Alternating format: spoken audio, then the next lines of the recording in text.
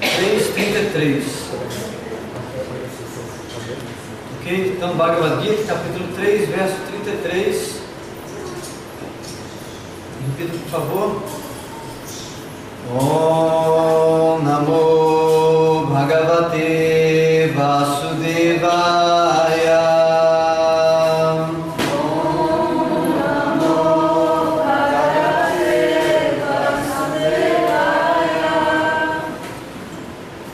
Om Namo Bhagavate Vasudevaya. Om Namo Bhagavate Vasudevaya. Om Namo Bhagavate Vasudevaya. Om Namo Bhagavate Vasudevaya.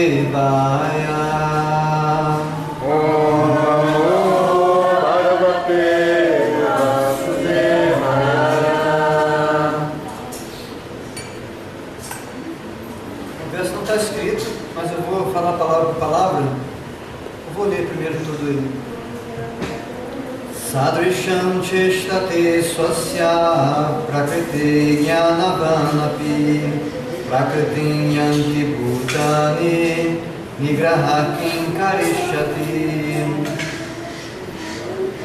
Sadrisham, de acordo, cheshtate, tenta, swasyah, por seus próprios, prakriti, modos da natureza, Jnanavan, o erudito, Api, embora, Prakritim, natureza, Yanti, sofre, Bhutani, todas as entidades vivas, Nigraha, repressão, Kim, o que Karishati pode fazer. Na tradução, o significado do Srila Prabhupada, que mesmo o homem de conhecimento age segundo sua própria natureza, pois cada qual segue a natureza que adquiriu dos três modos. O que pode a repressão alcançar? Repitam, por favor. Mesmo o homem de conhecimento age segundo sua própria natureza, pois cada qual segue a natureza que adquiriu dos três modos. O que a repressão pode alcançar?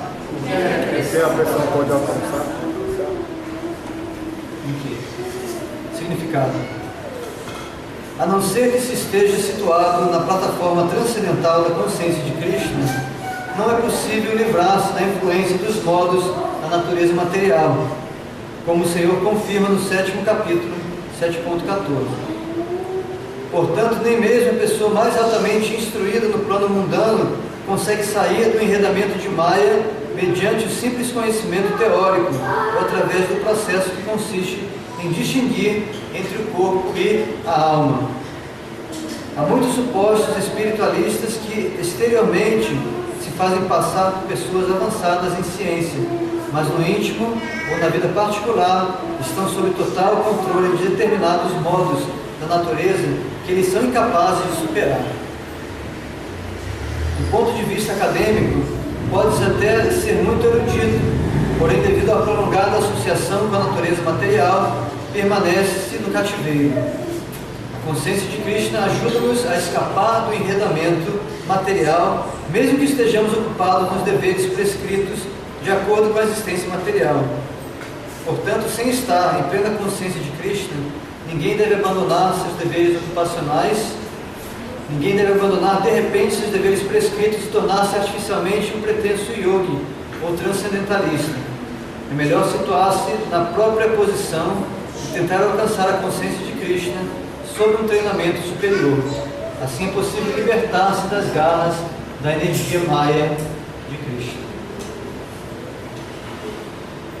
Om Jnana Timirandhasya Jnananjana Shalakaya Chakshurumilitam Yena Tasmai Shri Gurave Namaha Mukam Karoti Vachalam Pangum Langhayate Girim Yatripatamaham Vande Shri Gurum Dinataranam Paramananda Madhavam Shri Chaitanya Ishwaram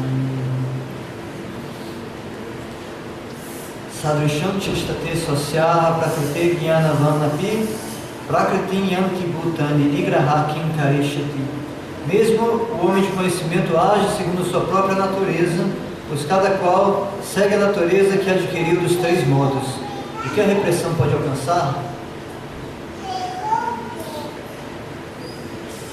Então quer dizer que o negócio é deixar rolar solto, né? Assim, faz o que quiser, porque na verdade a repressão não ajuda ninguém e a gente deve realmente curtir a vida, né? Assim, aproveitar porque o tempo é curto.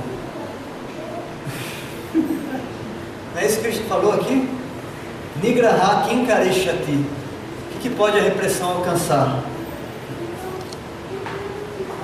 Ele continua no próximo verso, dizendo que há princípios que servem para regular o apego e a aversão relacionados com os sentidos e seus objetos. Há princípios nas Escrituras, certo? Que vão nos ajudar a regular o apego e a aversão. Ninguém deve ficar sob o controle deste apego e aversão, porque eles são obstáculos no caminho da autorrealização.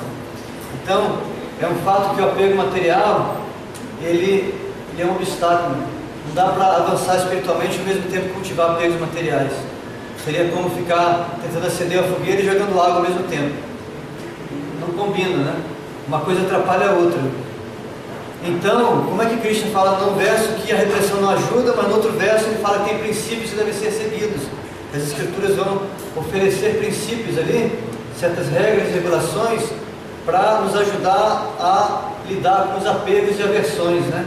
E assim poder avançar espiritualmente, pois esses apegos e aversões, raga, dvesha, eles são grandes obstáculos no avanço espiritual.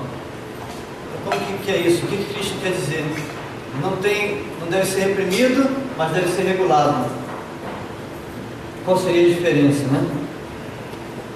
Então, no comentário a esse verso, Baladev Vidyabhushana explica que externamente, por mais que a gente tente reprimir os sentidos, ou que outras pessoas tentem reprimir os nossos sentidos, isso não resolve o problema. Krishna diz a mesma coisa no capítulo 2, verso 59. Ele diz que Vishaya vinivartante niraharasya dehinaha rasa varjan rasopyasya parandrishtva nivartati. A alma corporificada pode restringir-se do prazer dos sentidos, mas o gosto pelos objetos continua. Então, por mais que a gente reprima, o gosto vai continuar ali, até que o gosto superior surja e substitua aquele apego material. Então, o processo não é reprimir, mas é substituir, é direcionar as nossas atividades, nossos pensamentos, nossos apegos de objetos materiais para objetos espirituais, ou aprender a ciência de como transformar aquilo que a gente pensa que é material em espiritual. Amanhã a gente vai falar na aula sobre alquimia espiritual, justamente como transformar esses apegos, ou como transformar objetos materiais, atividades materiais, relacionamentos materiais em espirituais através do processo da consciência de Krishna. A gente vai falar sobre um outro verso amanhã que é bem em cima disso. Mas por hoje, voltando aqui ao comentário de Baladev Vidyabhushana sobre esse verso, ele fala que externamente não adianta reprimir. O que tem que acontecer é uma transformação interna, que ele diz que acontece quando a gente se associa com devotos mais avançados. Então, se externamente, por exemplo, vamos supor, eu tenho uma filha, eu posso ficar proibindo ela de fazer tudo, trancar ela em casa, não deixo ela ver nada, porque eu acho que tem muita maia pelo mundo afora, então eu tento isolar a minha filha do mundo para ela não ter contato com maia. Mas será que adianta? As Escrituras têm uma história assim, o pai que prendia o filho, né, que isolou o filho do mundo, e aí acaba que não dá certo o filho, no dia que encontra uma mulher, na hora ele é fisgado. Então, assim, a repressão não ajuda. Outras vezes também os pais, principalmente no início do movimento Hare Krishna, né, quando com a melhor das intenções, eles forçavam os filhos a cantar japa. Então eu conheci um menino que ele devia ter uns 9, 10 anos, e ele estava no Gurukula em Mayapur, na escola em Mayapur. E os pais moravam perto de Vrindavan, em Govardhana. E esse menino queria muito ir para casa visitar os pais, muito tempo que ele não via os pais, e aí ele ligou, escreveu alguma coisa, e a mãe falou: olha, você pode vir aqui no mês de Kartika, que ele ia ter umas férias, mas com uma condição: você vai ter que cantar 64 voltas de japa comigo, porque eu vou fazer um voto nesse mês de Kartika, eu quero cantar 64 voltas por dia. Se você quiser vir para visitar a gente, a condição é essa: pegar ou largar. A mãe jogou duro, né, com o menino. Aí ele estava com saudade e falou: tudo bem, eu aceito, eu vou para casa. Aí foi para casa, aí ficou um mês inteiro, né, cantando 64 voltas de japa, mais de 8, 10 horas por dia cantando japa com a mãe, né, no terraço da casa, e ela super estrita lá. Aí terminou, conseguiu, passou um mês inteiro cantando japa, menino super especial, né. Quando chegou no final do mês, lá do terraço da casa, ele pegou o saquinho de japa e fez assim: mãe, eu fiz o que eu prometi, mas eu vou jogar fora essa japa, nunca mais vou cantar japa na vida. Jogou a japa do terraço. Aí ela falou: meu Deus, né? Ela conhecia os pais dele. O pai dele foi meu professor e a mãe dele também é uma super devota. Aí ela falou pra mim assim: Prabhu, fiz besteira. Fiz besteira, o que eu faço agora? Eu falei: agora deixa passar, né? Aí passou um tempo, o menino cresceu, chegou com seus 15, 16 anos. Ele conheceu um devoto, Indradumna Maharaj, que é um super devoto, entusiasta e tal. E esse Maharaj convidou esse menino, esse rapaz, né, a viajar com ele, participar de um grande festival, acho que na Polônia, um festival que eles têm lá. E aí o menino foi e ficou com ele, fazendo harinamas e esse monte de atividades, super engajado, mas assim do lado do Maharaj, colado com ele. Até então ele não queria saber de cantar japa, não queria saber de vida espiritual, não queria saber de nada. Mas quando ele conheceu o Maharaj, viajou com o Maharaj, aí despertou algo nele que ele nem sabia que tinha. Aquele devoto que ele tinha no coração, que todo aquele espírito devocional veio à tona, e aí ele foi iniciado e está aí, está super feliz agora em consciência de Krishna. O que aconteceu? A repressão não ajudou nada. Forçar ele a cantar japa também não ajudou nada. Mas na hora que ele encontrou um devoto que inspirou ele de dentro, falou: puxa, eu quero ser que nem esse devoto, quero ser que nem esse Maharaj, eu quero fazer, quero ser assim. Aí de dentro a coisa funciona. Ele fala: eu quero a consciência de Krishna. Aí a pessoa vai atrás por ela mesma e ela avança espiritualmente. Então esse Baladev Debhushana fala que a repressão externa não funciona, nem autoimposta, muito menos imposta pelos outros. Mas se externamente a gente se inspira pelo exemplo de um devoto, a gente fala: puxa, eu quero ser assim, né? Eu queria ser que nem ele, queria ser que nem esse Mataji. Aí sim a gente fala: poxa, agora eu quero isso, não é que alguém está me forçando. Sabe, quando vem de dentro não tem uma resistência. A pessoa vai se esforçar, vai se dedicar para poder se tornar aquilo que ela aprecia. E quanto mais a gente aprecia alguém, mais rapidamente a gente se transforma e adquire aquelas qualidades que a pessoa tem. É um fato assim, psicológico mesmo. A apreciação, a capacidade de olhar para uma pessoa e dizer: puxa, eu queria saber cozinhar que nem ela, puxa, eu queria saber tocar violão que nem ele. Sabe, isso aí, se você aprecia genuinamente, assim, muito rapidamente você pode aprender, adquirir aquelas qualidades. Então, quanto mais, assim, a criança também, ela se identifica com o pai, com a mãe, né? E ela começa a adquirir os traços dos pais, dos amigos, das pessoas que ela admira. E da mesma forma, negativamente, quando a gente critica alguém, fixa a nossa atenção nos defeitos dos outros, a gente também adquire aqueles defeitos. Porque quanto mais intensa é a meditação, mais a gente vai adquirir as qualidades que a gente medita. Primeiro você cria a impressão mental no plano sutil, e quanto mais intensa for a meditação, mais rapidamente aquela impressão vai se tornar realidade e vai se tornar um traço do caráter da pessoa.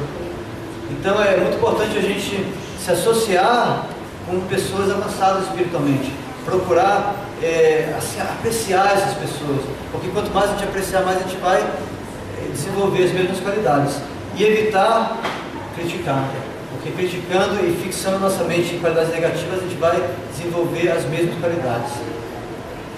Tá? Então é um verso importante, porque ele nos diz para não ficarmos preocupados tanto em negar: não posso fazer isso, não posso fazer aquilo. Não é isso.